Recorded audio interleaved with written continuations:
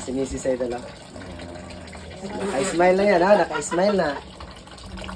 Yan. Napakasarap po. Kain tayo lahat mga idol.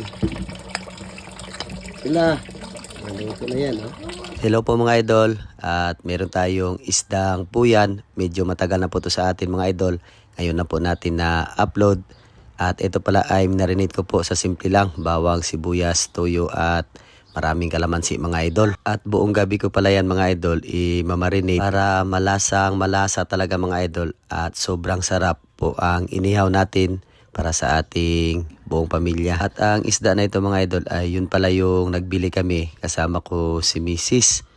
At nagtula kami dyan mga idol. At ayan naman po ay para pagka umagahan ng gabi mga idol ay iiyawin natin. At sakto naman po nakabili tayo ng bihod mga idol ng laman loob ng ngilopin.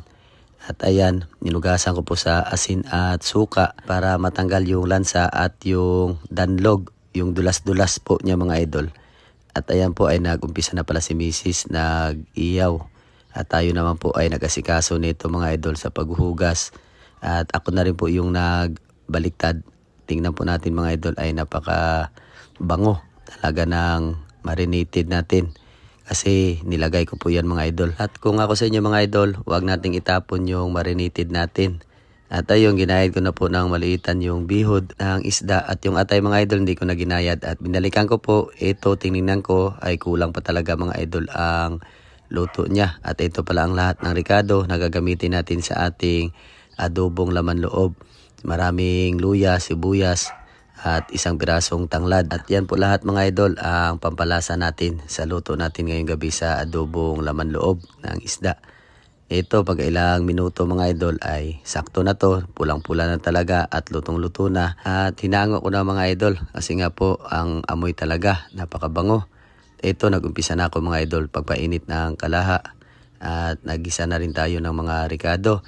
Siyempre bago tayo magluto mga idol ay meron lang po akong isa-shoutout. Maraming salamat Ma'am Nona Quinto sa biyaya na malaki binigay nyo sa amin. At kay Ma'am Bonifacia Abukay, maraming salamat Ma'am. Shoutout Idol Riley Perez Wayan from Barigon, Tugbungan, Zamboanga City mga idol. Alvin Araneta from South Cotabato. Juper Oñate, Talon-Talon Loop, Zamboanga City. Shoutout mga idol. Leo Motos from Aklan, shoutout po. Tribla Sibsila from Sulsugon, shoutout po. Maraming salamat Idol May Samyana, shoutout po. Salamat, umabot yung video namin sa Abu Dhabi, UAE mga idol. At sana mga idol nasundan nyo po yung ating pagluto ng adobong laman loob. Ginisa natin yung ricado, simple lang po yan mga idol.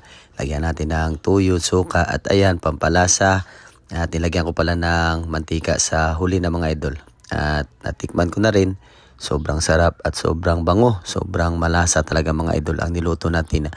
Adobong laman ng loob. Mahilig kayo mamulutan at ito na, pinamoy ko ang usok sa inyo.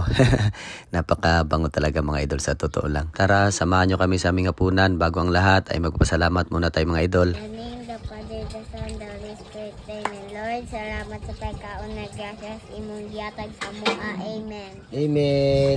Yan, kain mga idol. Masarap talaga yung inihaw na isda mga idol. At lalong-lalo na din po yung laman loob na adobo. At siyempre masaya din kasi tipok-tipok o sama-sama yung buong pamilya mga idol sa hapagkainan mga idol. Sa simple lang at sobrang sarap na ulam. At maraming salamat sa baguhang followers.